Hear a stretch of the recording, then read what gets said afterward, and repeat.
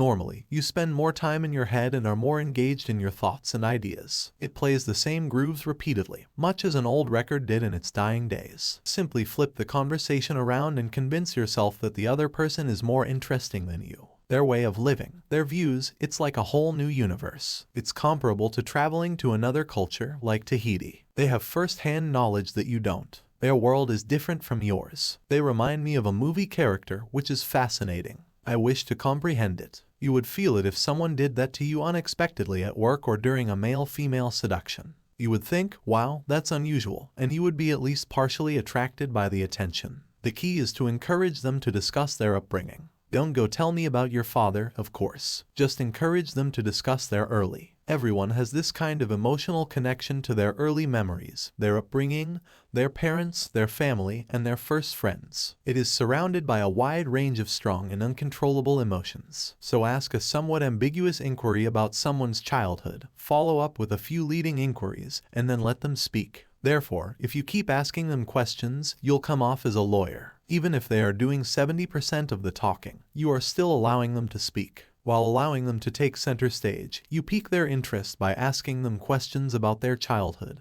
getting them to talk, and occasionally sharing personal details about yourself to sort of demonstrate, oh yeah, you had that I had, something really kind of like mirroring.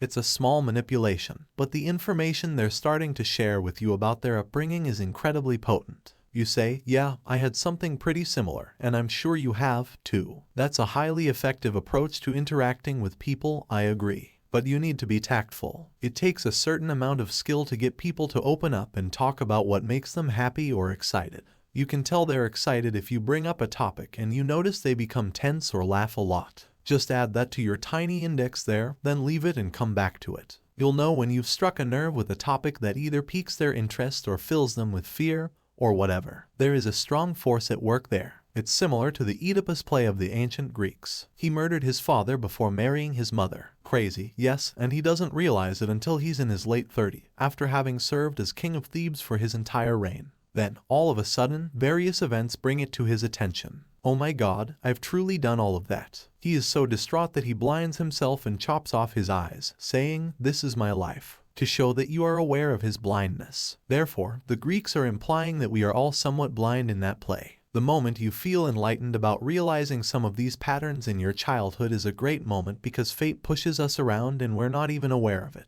Despite how painful it is, it has great power. When someone says anything in the course of a conversation that is mildly upsetting or strong, they often follow it up with, "Oh, never mind. I'm sorry, I didn't intend to say that. Forget about it. Don't listen to what I just said." Well, it stands to reason that you won't forget about it. The seed has been planted and will germinate in your mind. That is the type of thing that is implied. It's never a direct thing. It might be obvious from your body language or the way you seem disinterested in them when you speak. In contrast to what you are saying with your words, your look and your eyes say something else. Even though your words are somewhat neutral and blank, your appearance betrays longing. It involves the art of sowing mental seeds so that when someone thinks back on their encounter with you, they wonder what you said or meant by your gesture. You are halfway to seducing someone if you can make them think of you when they get home because your spirit has now entered their mind and they are considering what you said. You know we all have anti-seductive tendencies because of what you did. Talking too much, preaching, passing judgment on others, treating them harshly, being hurried, and not listening are all bad habits. Your social interactions will be greatly enhanced if you can just get rid of these anti-seductive tendencies.